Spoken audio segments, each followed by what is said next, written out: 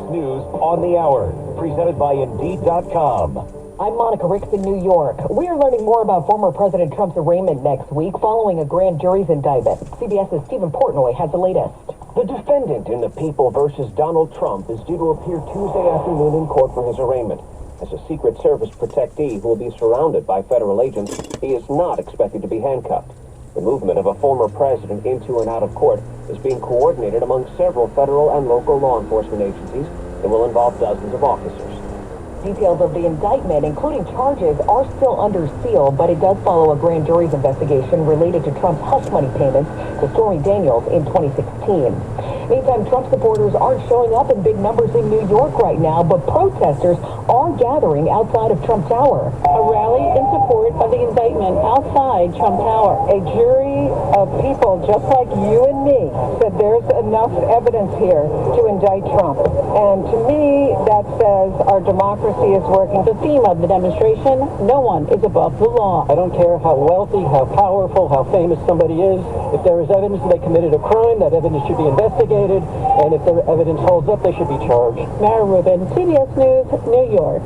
President Biden is in Mississippi now checking out damage from an EF4 tornado that killed 21 people last week. Leaders say it could take years to rebuild. And now Western Kentucky is bracing for similar weather. Governor Andy Beshear. The words that the meteorologist used is that it was probable that we would see long-track violent tornadoes.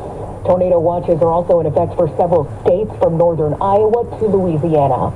The Vatican now confirms that Pope Francis will be discharged tomorrow from a hospital in Rome where he's been getting treated for bronchitis.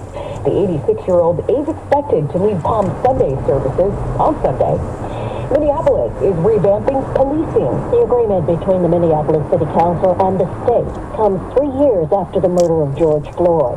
Mayor Jacob Fry praises the deal. This agreement helps to ensure that the policy itself meets the road, it meets the ground, that neighbors and officers alike feel that change. The changes follow a highly critical report that stated the Minneapolis Police Department engaged in a pattern of racial discrimination, and that pattern was not new when George Floyd was killed.